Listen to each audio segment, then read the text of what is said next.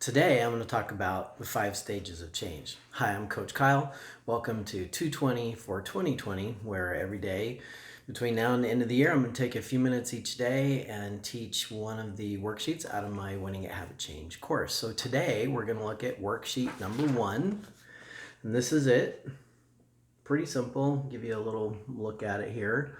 And the 5 stages of change are the changes that we all go through when we make changes. Now, we don't always all go through them, and that's sometimes why we're not successful at creating the changes we want, making new habits, what I call either behavior change or habit change. So what they did was they interviewed a bunch of successful habit changers, and they found out that in some form or fashion, they all went through these 5 stages. Now, they might look a little bit different for everybody, and there's different ways to create habits, but it still kind of boils down to these 5 basic stages. So stage 1 is what we call the pre-contemplation stage. And that means you're not even thinking about it, or if you're thinking about it, you don't care. Stage 2 is contemplation. So now you're thinking about it. So pre-contemplation comes first, you're not thinking about it, or if you are, you don't care. Number 2 is contemplation. Now you're thinking about it. Something happened, you learned something, you saw something, you discovered something, and you want to make a change, so now you're thinking about it. Now you're still not ready to make the change. You're just thinking about it, right? You're going, it might be good if I do this thing.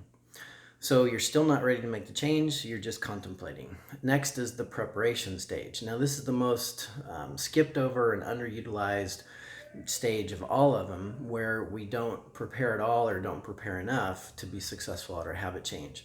So most of my course about habit change, or at least a lot of it, is on the preparation stage to make sure you're prepared so you'll be ready when it comes time to start practicing your new habit. Also, that's what inspired me to be here and do this every day, these live feeds, is because I was reading that there's an article I was reading that said that 80% of New Year's resolutions fail by the second week of February. And I got thinking about that, and I was wondering, well, it's probably because they didn't prepare.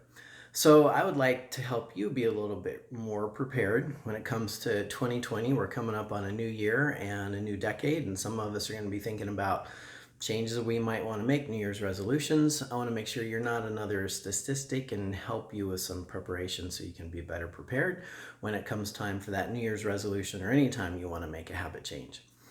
So the preparation stage is super important, and hopefully over the next couple weeks as we're going through the rest of the year here, and I'm teaching a little bit every day, that'll help you be more prepared when that comes time. The next stage is the action stage. Now this is where you're finally actually working and practicing your habit, working on it. It's not a habit yet, but you're working on it, you're practicing. And then finally we have the maintenance stage. So now your new behavior is a habit, you've got it installed, and life is great. At least hopefully it is. At least you've made that new habit. So those are the 5 stages of change.